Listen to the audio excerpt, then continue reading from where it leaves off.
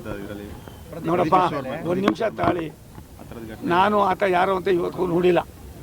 ಒಬ್ಬ ಯಂಗ್ಸ್ಟರ್ಸು ಅವ್ನು ಏನ್ರಿ ಮಾತಾಡ್ತಾನೆ ಮನೆಗಾಯನಾಗ.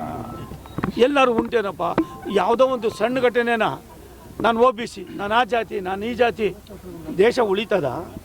ನಿನ್ನಂಥ ಜನಪ್ರತಿನಿಧಿಗಳು ಈ ಥರ ನಡ್ಕೊಂಡ್ರೆ ನೀನು ಒಂದು ಒಳ್ಳೆ ಅದೇನೋ ಮಾಡಿದಾರಂತೆ ಪರಿಶ್ರಮ ಅಂತಾನೆ ಏನೋ ಒಂದು ಕೋಚಿಂಗ್ ಸೆಂಟ್ರ್ ಏನೋ ಮಾಡಿ ಇದೇನೇ ನಿಮ್ಮ ಮಕ್ಳಿಗೆ ಹೇಳ್ಕೊಡೋದು.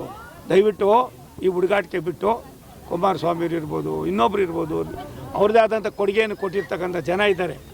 ಅವರ ಜೊತೆಯಲ್ಲಿ ನೀವೆಲ್ಲ ಸಂಘರ್ಷ ಮಾಡೋದು ಬಿಟ್ಟು ಕಲ್ತ್ಕೊಳ್ಳೋದು ಕೊಡಿ. ನಾನು ಇನ್ನೂ 1ನೇ ಕ್ಲಾಸ್ ಅಂತೀನಿ ನಾನು ಪದೇ ಪದೇ. ರಾಜಕಾರಣ ಮುಳ್ಳಿನ ಹಾಸಿಗೆ, ಭಾಷೆ ಎಲ್ಲಕ್ಕಿಂತ ಕೆಟ್ಟದ್ದು.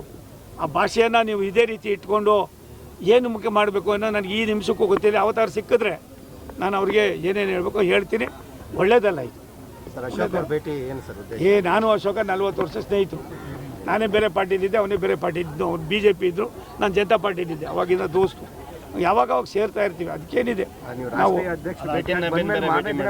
ಒಂದು ನಿಮಿಷಪ್ಪ, ನಾನು ಒಬ್ಬ ರಾಜ್ಯದ ಮತ್ತು ನನ್ನದೇ ಆದಂಥ ಇತಿಹಾಸವನ್ನು ಉಳ್ಳವನು.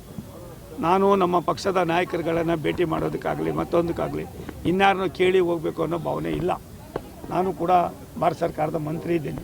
ಸನ್ಮಾನ್ಯ ನರೇಂದ್ರ ಮೋದಿಯವರ ಕ್ಯಾಬಿನೆಟ್ನಲ್ಲಿ ಮಂತ್ರಿ ಇದ್ದೀನಿ.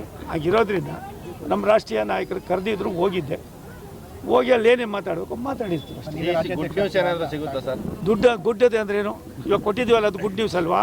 ಪಲ್ಸ್ ಪೋಲಿಯೋ ಗುಡ್ದಲ್ವಾ? ಗುಡ್ ನ್ಯೂಸ್ ಅಲ್ವಾ?